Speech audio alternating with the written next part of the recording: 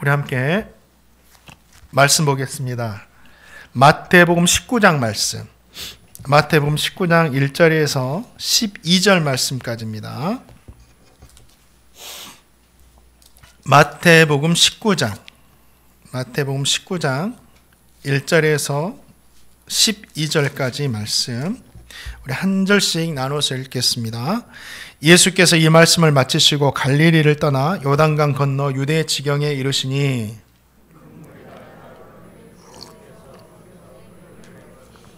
바리새인들이 예수께 나와 그를 시험하여 이르되 사람이 어떤 이유가 있으면 그 아내를 버리는 것이 옳으니까.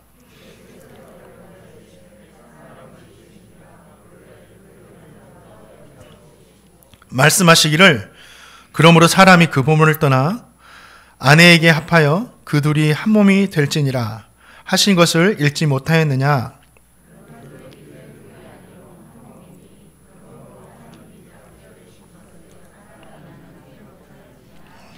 여짜오되 그러면 어찌하여 모세는 이혼 증서를 주어서 버리라 명하였나이까.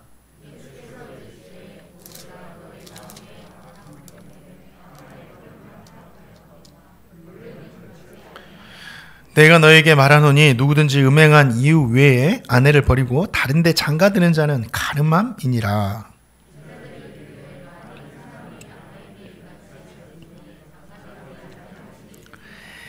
예수께서 이르시되 사람마다 이 말을 받지 못하고 오직 타고난 자라야 할지니라.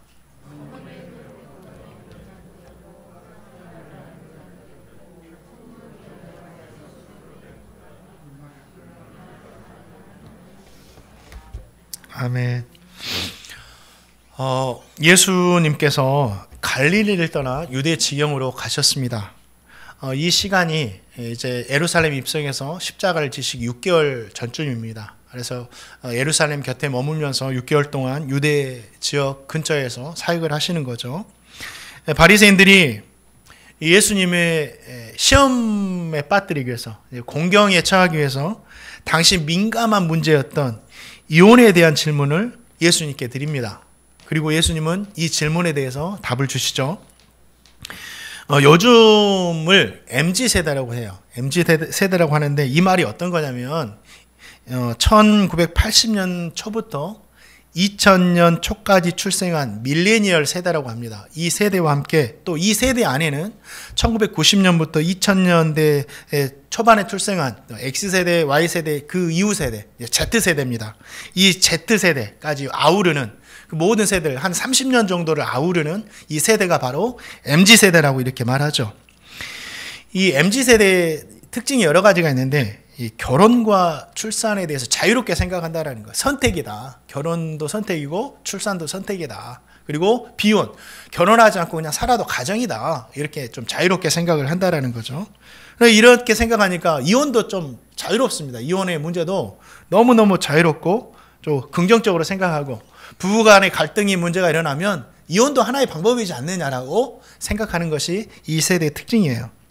그런데 이러한 생각들이 지금 현실로 나타나고 있죠.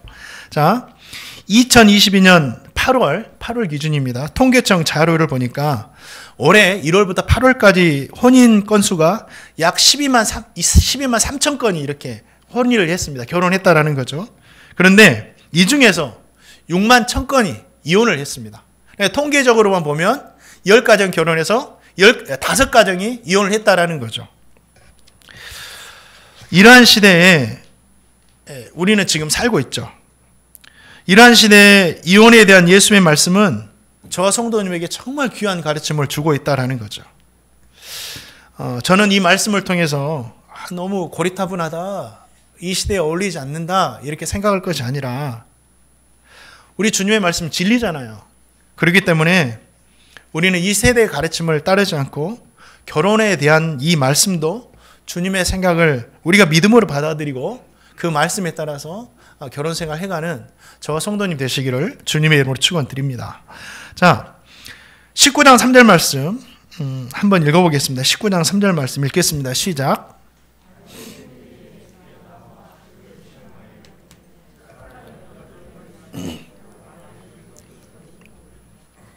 바리새인들은 이혼에 대해서 예수님께 질문을 드리죠. 그런데 이들이 답을 몰라서 예수님께 질문을 했던 것이 아닙니다. 뭐예요? 시험 빠뜨리려고, 예수님 공경에 처하게 하려고 이 질문을 했다라는 거죠. 이 당시 바리새인들은 이혼에 대해서 두 가지 생각으로 첨예하게 대립을 하고 있었어요. 바리새인들도 이 이혼에 대한 생각을 달리해가지고 대립을 하고 있었다라는 거죠. 이들이 대립을 한 이유가 있습니다. 그것은 신명기 24장 1절의 말씀을 어떻게 해석할 것인가, 여기에 따라서 이혼의 문제가 자유롭냐 자유롭지 못하느냐 이렇게 갈리거든요. 자, 신명기 24장 1절 말씀 같이 한번 읽어보겠습니다. 자, 신명기 24장 1절 시작.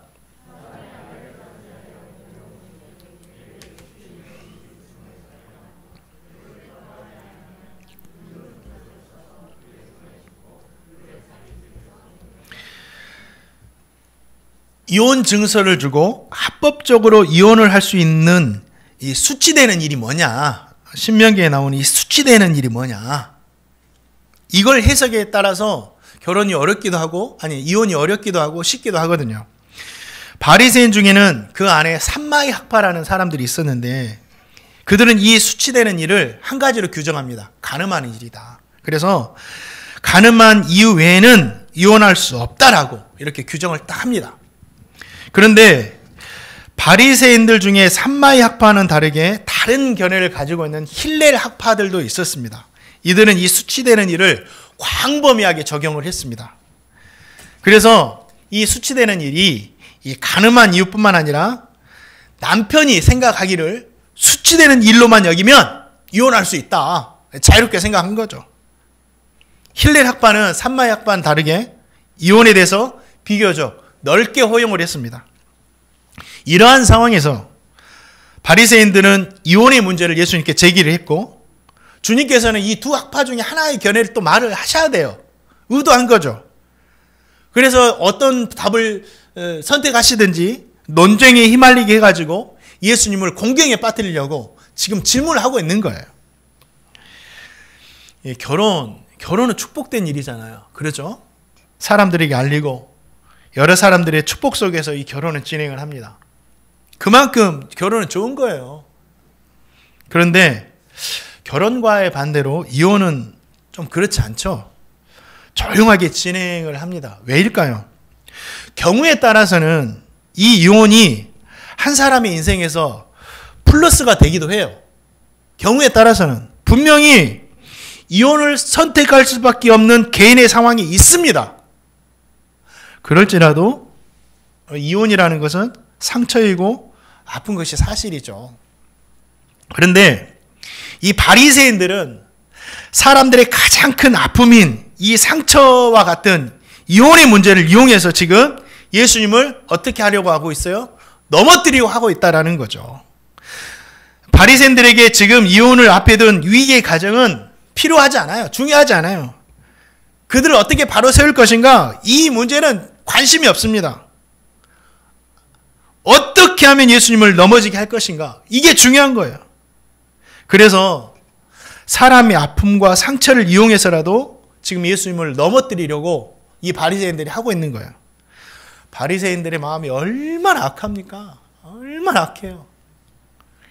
예수님께서 유대 지경으로 가시면 바리새인들이 자신에게 이러한 공격을 할 것이라는 사실을 모르셨을까요? 아셨어요. 그것보다 더 악한 십자가를 통해서 자기를 죽이려고 하는 것들도 주님은 다 알고 계셨어요. 그럼에도 불구하고 주님은 피하지 않고 유대 지역으로 가시죠. 왜 그러셨죠? 그곳에서 자신을 공격하는 사람들도 있지만 자신을 따르고 자신의 은혜를 필요하는 사람들 또 있었기 때문에 주님은 그들이 더 소중히 여기셔서 가셨다라는 거죠. 자신이 해야 할 일이 있었기 때문에 어려운 줄 알면서도 주님은 유대 지경으로 가셔서 자신에게 은혜를 구하는 사람들에게 치유하심으로 은혜를 베풀어 주신 거예요. 만약 주님께서 어려움을 예상하고 그 자리를 피하셨다면 이 치유에는 일어나지도 않았을 것이고 십자가라는 그 이야기는 없었을 거예요. 저와 성도들 마찬가지예요. 우리가 믿음의 길을 가거나 주님의 일을 할 때 우리는 쉽게 생각합니다. 주님의 일을 하니까 복되고 형통할 것이다. 어렵고 힘들지 않을 것이다. 이렇게 쉽게 생각할 수 있습니다. 주님의 일을 하니까, 착하게 사니까. 그러나 저와 성도님은 주님의 일을 할 때 빼지 않고 생각해야 할 것이 또 있어요. 분명히 어려움이 있을 것이다. 분명히 힘들 일도 있을 것이다. 그러나 그러한 일을 만나도 절대 포기하지 않고 돌아서지 않을 것이다. 어려움 중에 있을지라도 내가 해야 할 일은 묵묵히 감당하겠다. 이러한 마음도 우리가 신앙생활하면서 가져야 된다는 거예요. 그렇게 해야지만이 내게 주어진 사명을 뒤돌아서지 않고 감당할 수 있는 겁니다. 바울이 선교여행을 다 마치고 예루살렘에 돌아가려고 할 때 성도들이 다 만류합니다. 가면 위험하다고. 사도 바울, 가면 예루살렘 가면 당신 죽을 수도 있어요. 가지 마세요. 그냥 여기에서 우리와 교회 생활합시다. 이렇게 하면서 성도들이 막 그의 앞길을 막았어요. 붙잡았어요. 그러자 바울이 뭐라고 합니까? 환난과 핍박이 나를 기다린다고 하지만 나의 달려갈 길과 주 예수께 받은 사명을 마치려 하면은 나의 생명을 조금 더 귀한 것으로 여기지 않습니다. 하면서 예루살렘으로 가버려요. 예상대로 예루살렘에서 붙잡히죠. 그런데 예루살렘에서 붙잡혀서 끝났나요? 끝나지 않습니다. 예루살렘을 통해서 로마까지 가서 복음을 증거하게 됐다라는 거죠. 위험을 피해서 예루살렘에 가지 않았다면 바울에게는 로마로 가는 길도 일어나지 않았을 것입니다. 사랑하는 성도님들, 어려움이 예상된다고 그럴지라도 우리가 감당해야 하는 일이라면 피하지 마시기 바랍니다. 그러면 어려움 속에서도 하나님의 일은 이루어지는 거예요. 그 일을 통해서 더 큰 일을 이루시는 것입니다. 이걸 믿으시기 바라요. 이걸 소망하시기 바랍니다. 이러한 주님의 은혜가 어려움 속에서도 포기하지 않고 믿음의 길을 걸어가는 저와 성도님 모두에게 있기를 주님의 이름으로 축원드립니다. 자, 마태복음 19장 5절 말씀 한번 읽어보겠습니다. 읽겠습니다. 시작.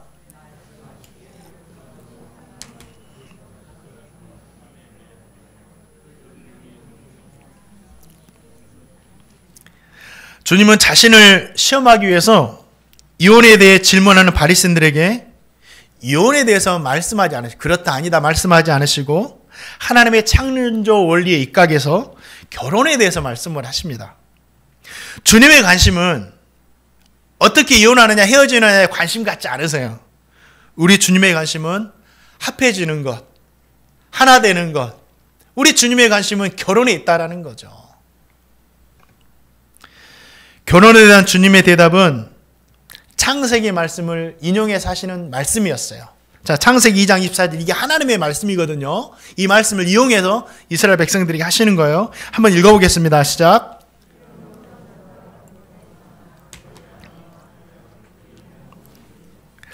하나님의 아들이신 이 예수님은 이 질문에 대해서 자신의 생각대로도 말하셔도 되잖아요. 그런데 주님은 그렇게 하지 않으시고 하나님의 말씀에서 바리새인들이 하는 질문에 대한 답을 찾아서 들려주셨다라는 거죠. 힐렐 학자들과 산마의 학자들도 싸우면서 결론을 내리지 못하는 이 어려운 해결을 하나님의 말씀을 통해서 명확하게 일러주시는 거예요. 하나님의 말씀에 정답이 있다라는 거죠. 결혼의 문제뿐만 아닙니다. 인생에 있어서 결혼과 이혼은 일륜지 대사라고 하잖아요. 정말 중요한 겁니다. 그만큼 큰 일입니다.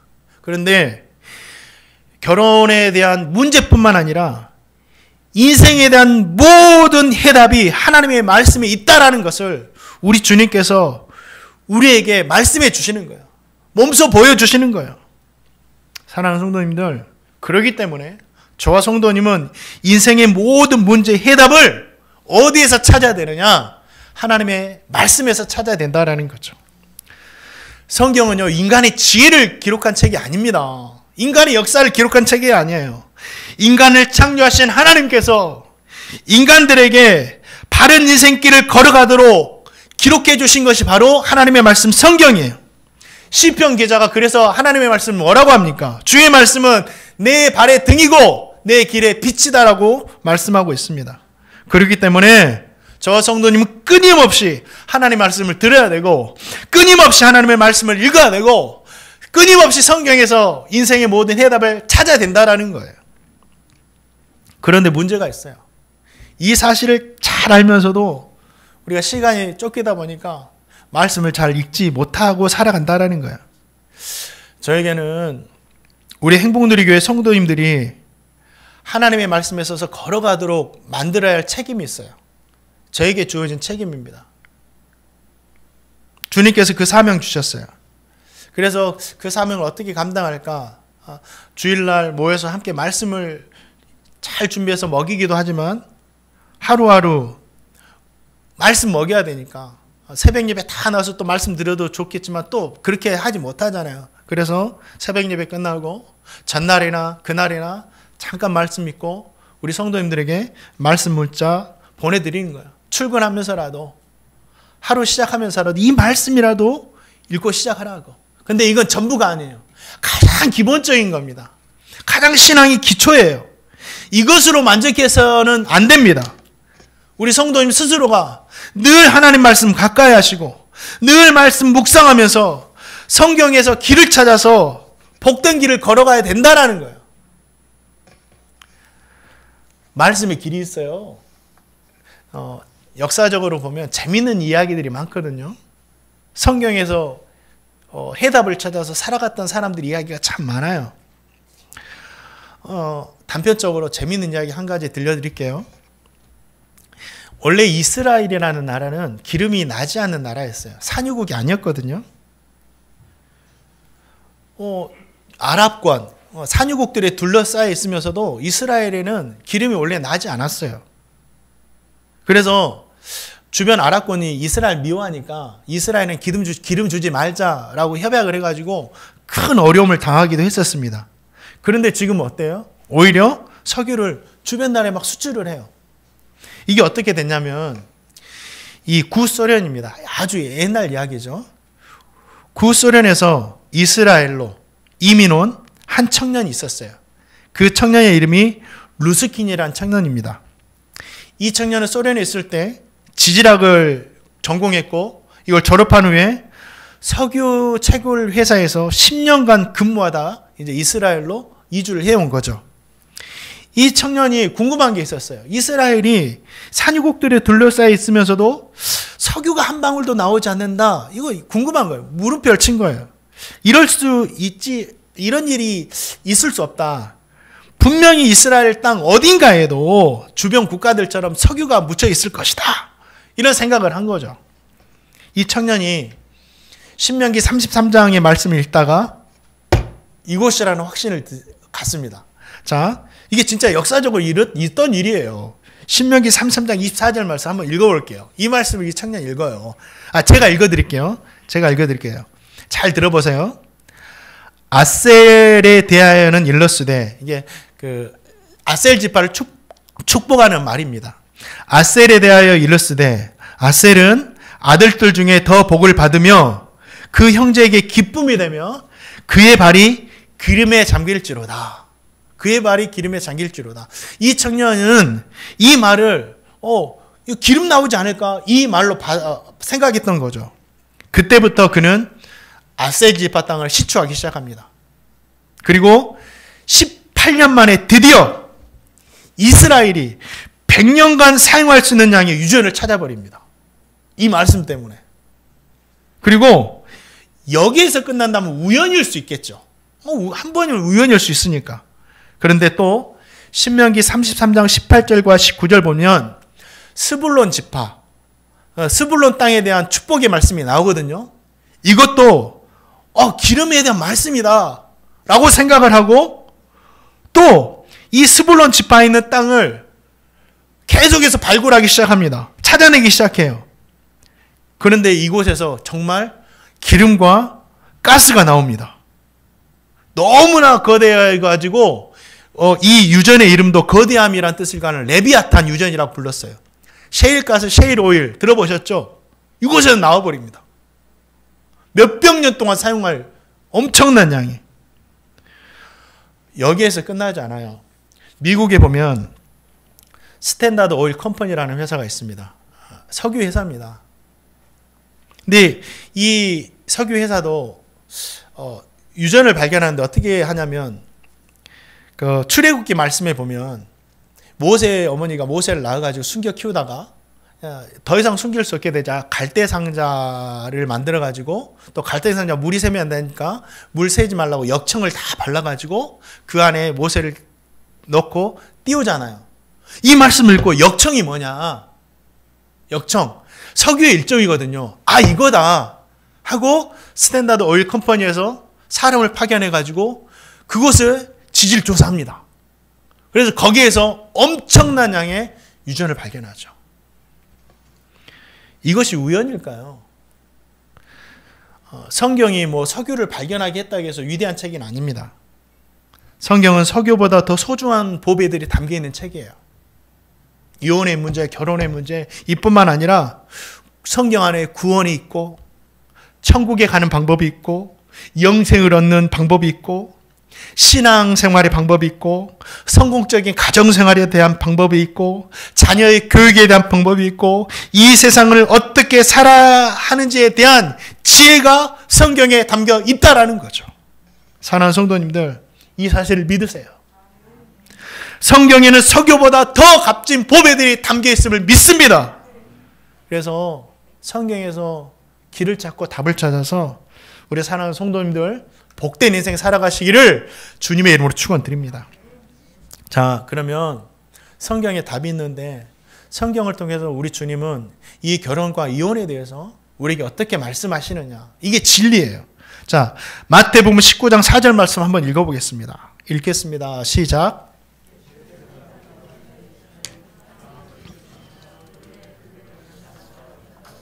예, 기독교는요 하나님의 창조를 믿죠. 하나님이 창조하신 거예요.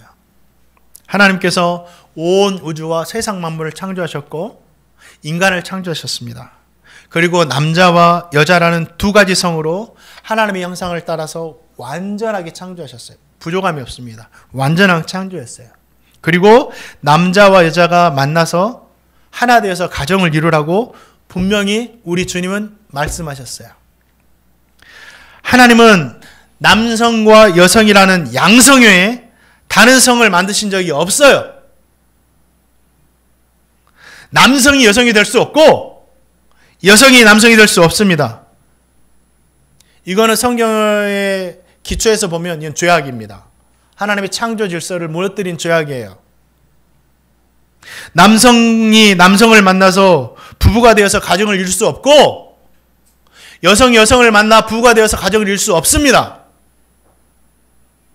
이것은 하나님의 말씀을 거역하는 것이고 하나님의 창조 질서를 파괴하는 거예요. 남성과 여성으로서 정체성에 문제가 있으면 수술해서 몸을 바꿀 것이 아니라 내 마음과 생각을 바꿔야죠. 이게 정답이죠.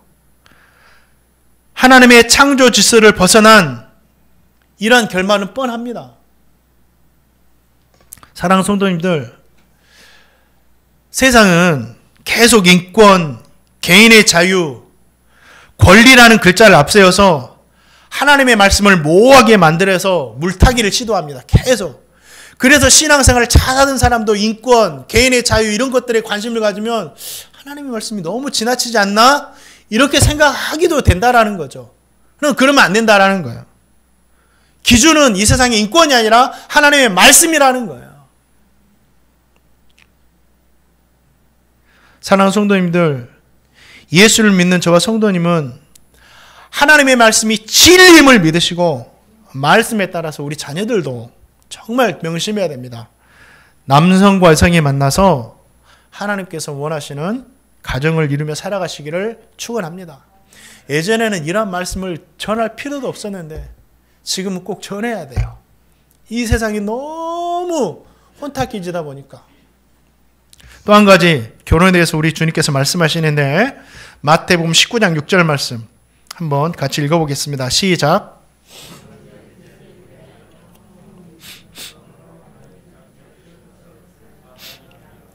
자, 주님은 남녀가 만나서 결혼을 하고 부부가 된 것을 하나님이 짝지어 주신 것이다 라고 결론을 내리셨습니다. 하나님이 얼마나 정확하세요? 하나님은 한치의 오차도 없으신 분이세요. 하나님께서 이 세상에 많고 많은 사람들 중에 하나님께서 두 사람 택하셔서 짝을 지어서 부부가 되게 하셨습니다. 우리는 이걸 믿어야 돼요. 그리고 하나님께서 짝 지어 주셨으니 사람의 생각으로, 사람의 가치관으로 나누지 못한다라고 못 박으셨어요. 바리새인들에 대한 주님의 대답은 하나님께서 짝지어 주신 것 사람이 나눌 수 없다.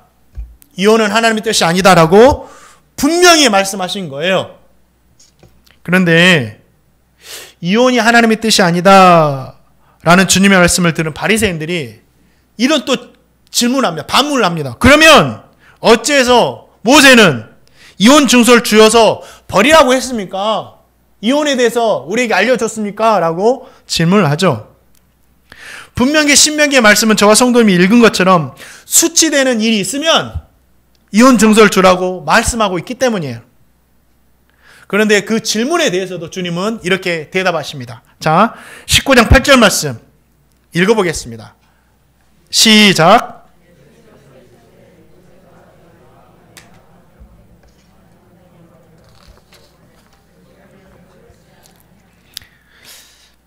이 말씀 한마디로 남성들 악한 반성하라는 거예요. 하나님께서 모세를 통해서 이혼 증서에 대한 말씀을 준 것은 이혼을 정당화시키기 위함이 아니었어요. 이혼시키기 위한 목적으로 이 말씀을 주신 것이 아니었습니다.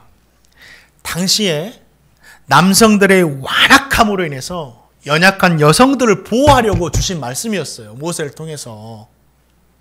당시는 정말 강력한 남성 중심의 사회였습니다. 그렇다 보니까 수치되는 일이라고 생각하면 남성은 갖가지 이유로 쉽게 여성을 버리고 새로 결혼하는 거예요.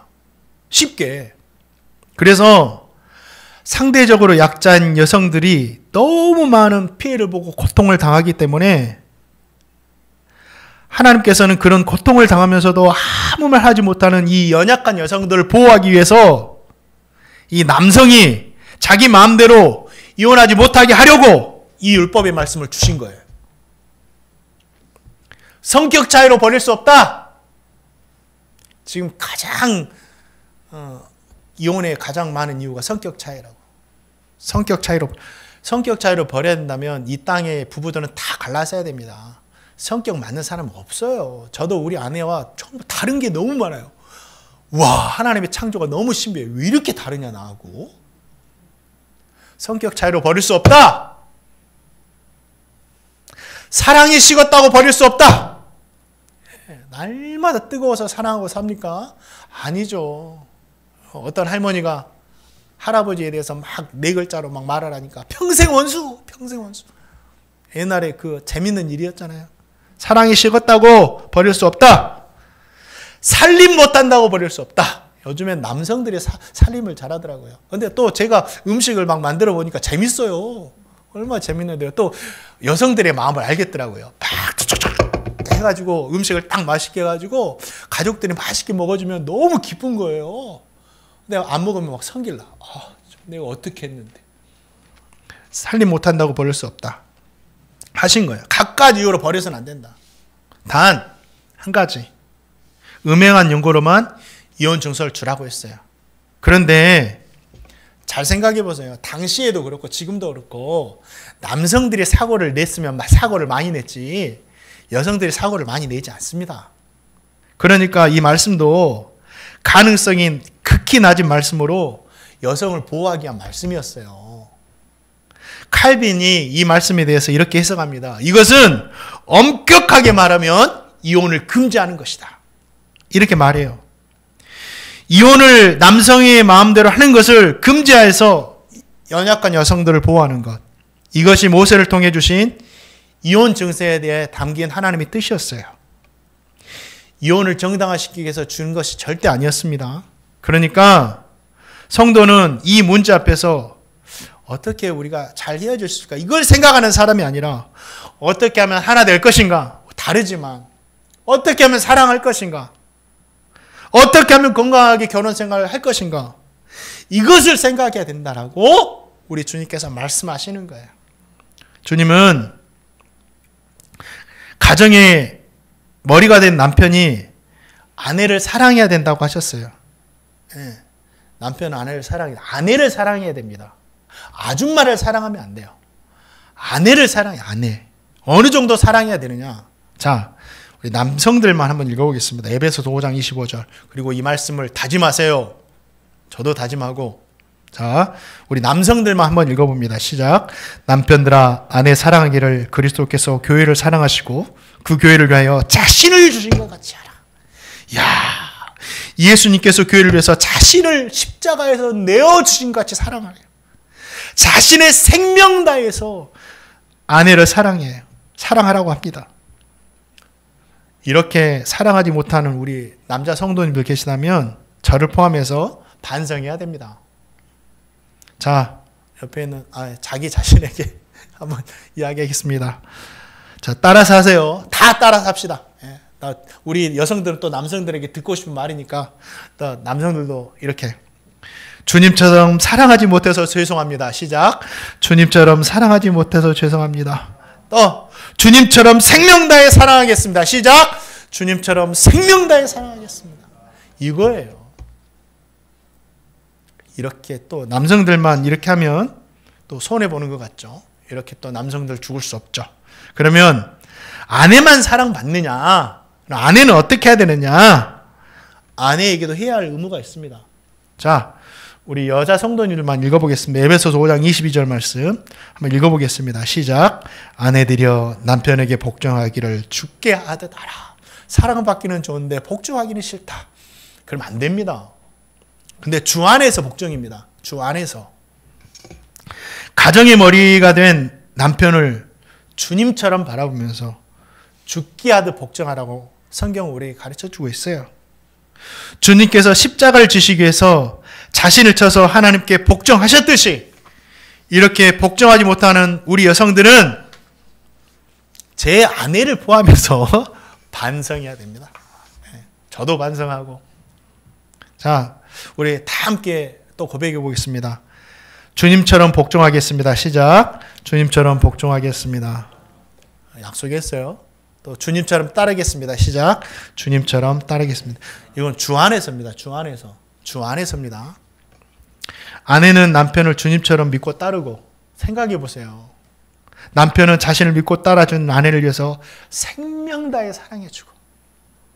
이런 가정에 이혼이라는 글자가 있겠어요? 그래서 하나님의 말씀이 모든 정답이 있다라는 거예요. 이렇게 하지 못하니까 갈라섬이 있는 겁니다. 저 성도님 모두가 문제 앞에서 어떻게 하면 이혼할까 생각하는 삶이 아니라 어떻게 하면 행복한 결혼 생활을 할까 생각하며 살아가는 복된 삶이 되시기를 주님의 이름으로 축원드립니다. 그런데 성경은 이혼을 무조건 악한 것으로만 규정해 놓으면서 금지하지는 않았어요. 이혼이 가능한 경우도 오늘 말씀 보니까 분명히 있다라고 말씀하고 있어요. 거기에 대해서도 두 가지 정도 말씀해 드리겠습니다. 성경은 음행을 했을 경우는 남성이든지 여성이든지 이혼할 수도 있다라고 말씀하고 있어요. 그러나 이것은 명령은 아닙니다. 이건 명령은 아니고 뭐냐면 허용입니다. 허용. 명령은 반드시 해야 되는 것이지만 허용은 뭐예요? 할 수도 있고 하지 않을 수도 있다라는 거예요. 왜 음행을 하면 이혼할 수도 있다고 말씀하셨는가? 이 음행은 상대방에게 돌이킬 수 없는 지워지지 않는 상처를 주기 때문이에요. 한국 대학생 선교회 CCC를 창설하셨던 김중곤 목사님, 지금 천국 가시지만 제가 여수에서 부목사로 사역할 때 또 여수 그 제1교회, 여수 제1교회에 오셔가지고 설교를 한번 하신 적이 있어요. 그때 설교의 제목은 생각나지 않는데 설교를 하시면서 어떤 소설책 이야기를 해주셨어요. 참 의미가 있어서 아직까지 제 뇌리에 남습니다. 그 이야기가 어떻게 되냐면 어떤 부부가 있었는데 부부 생활을 하다가 아내가 외도를 했습니다. 그 사실을 한 남편은 너무 고통스러웠어요. 그런데 주님의 사랑으로 용서를 해야겠다 생각하고 아내를 용서합니다. 그런데 용서를 했음에도 불구하고 둘의 관계는 예전으로 돌아가지를 못하는 거예요.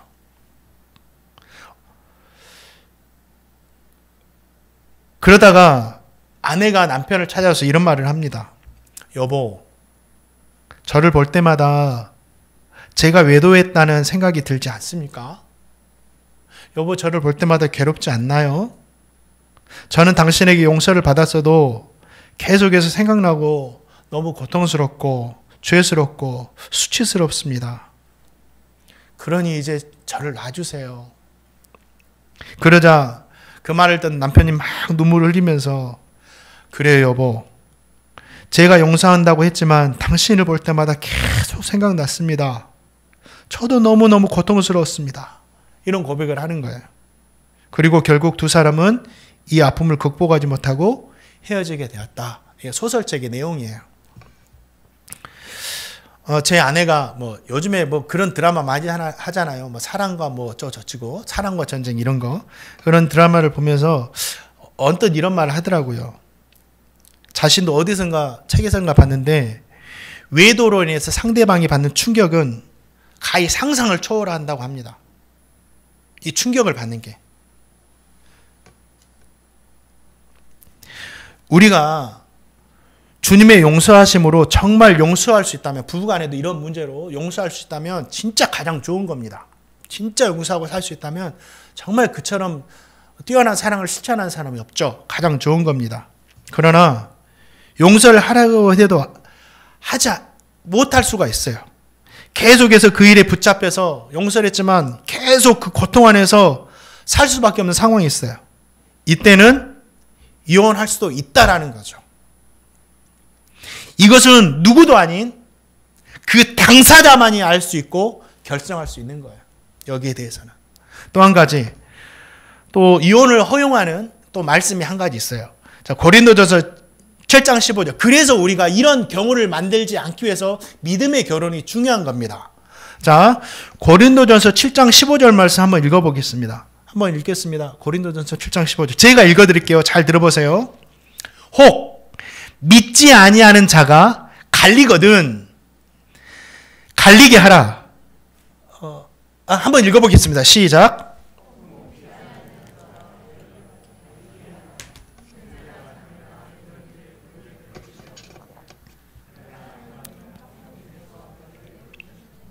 바울은 믿지 않는 배우자가 신앙의 문제입니다. 믿음의 문제로 갈라서기를 원할 때는 이혼이 가능하다라고 말씀을 하고 있습니다. 이 말씀은 남편이나 아내보다도 하나님을 사랑해야 된다. 저도 그렇습니다. 저도 우리 아내보다 하나님을 더 사랑해야 됩니다. 우리 자녀들보다 저는 하나님을 사랑해야 됩니다. 우리 아내가 하나님을 잃게 만든다면 저는 우리 아내를 잃어야 돼요. 이걸 말씀하고, 이 세상이 어떤 것보다 하나님 사랑이라고 말씀하고 있는 겁니다. 그런데 진짜 하나님을 사랑하면 아내를 목숨 바쳐 사랑할 수가 있는 겁니다. 사람을 잃지 않기 위해서 하나님을 잃어서는 안 된다라고 말씀하고 있는 거예요. 그렇다고 해서 믿음의 문제로 무조건 갈라서야 되느냐, 이혼해야 되느냐, 그렇지 않습니다. 이 말씀 역시도 사도 바울이 이 말씀을 할 때 이것은 명령이 아니라 뭐예요? 허용인다라고 말씀하고 있어요. 사랑하는 성도님들, 정말 이거는 개인만이 알아. 이렇게 하다가는 내가 하나님을 잃어버릴 수도 있겠다. 이렇게 하다가는 정말 하나님을 떠나버릴 수도 있겠다. 이건 개인만이 아는 거예요. 이런 마지막에 선택하는 방법이 뭐예요? 이 이혼이다라고 말하고 있다는 거죠. 왜 그렇죠? 지금 믿지 않는 남편이지만 믿음의 아내로 인해서 구원받을 수 있어요. 지금 믿지 않는 아내이지만 남편으로 인해서 구원받을 수 있기 때문이에요. 그래서 이건 명령이 아니라 허용이라고 말하고 있어요. 이런 경우도 봤습니다. 믿지 않는 남편을 인해서 신앙생활에 어려움을 겪었던 권사님을 본 적이 있어요. 이러다가 신앙도 잃고 하나님도 잃고 다 잃어버리겠다는 생각이 들었습니다. 그래서 진짜 갈라서야 되는지 이혼해야 되는지 그런 생각을 할 때가 한두 번이 아니었다라는 거죠. 그런데 기도하고 참고 소망 중에 참고 그런 시간이 20년이 흘렀어요. 얼마나 힘드셨을까요? 말로 20년이지. 그런데 결국 20년 정도가 지나서 남편이 예수님을 영접하고 안수집사로 주님의 일꾼이 되었다라는 거죠. 그러면서 그때서야 하는 남편의 말이 왜 여보 왜 내가 그렇게 자네를 핍박했는지 모르겠다고. 내가 그때 뭔가 쉬운 것 같다고. 정말 미안하고 고맙고 감사하고 사랑한다고. 그제서야. 그래도 얼마나 다행입니까? 이 이야기는 저를 가르치신 주일학교 선생님 이야기예요. 사랑하는 성도님들, 저와 성도님은 세상의 기준과 방법으로 살아가는 사람들이 아니에요. 그렇죠? 하나님의 기준과 방법으로 살아가는 사람들이에요. 모두가 하나님께서 짝지어 주신 것, 하나님께서 이루어 주신 남편과 아내를 귀하게 여기시고 가정을 복되게 세워가시기를 주님의 이름으로 축원드립니다. 이것이 오늘 말씀을 주신 뜻이에요. 말씀을 맺습니다. 오늘은 이혼, 결혼에 대한 말씀을 들었습니다. 오늘 말씀을 준비하면서 어느 때보다 정말 무거운 마음으로, 어려운 마음으로 준비했어요. 제가 좀 다루기에는 힘든 말씀이었지만 그래도 하나님의 말씀이 저는 전했습니다. 이 말씀을 전하면서도 막 준비하면서 그렇지 않아도 우리 힘들게 살아가는 우리 성도님들에게 더 무거운 십자가 지어주는 거 아닌가 그런 생각도 많이 있었어요. 그러나 오늘 말씀이 저는 성도님에게 자유함이 되었으면 좋겠어요. 그리고 기대와 소망이 되었으면 좋겠습니다. 시대가 변하고 환경이 변하고 사람들의 가치관이 변해도 변하지 않는 것은 주님의 말씀이다. 어렵지만 힘들지만 주님의 말씀에 순종하여서 주님께서 원하시는 복된 가정 세워가시기를 주님에는 축원드립니다. 그리고 힘들고 어려운 만큼 주님께서 성도님의 가정 안에 정말 귀한 열매 가득가득 채워주시기를 주님의 이름으로 축원드립니다. 우리 함께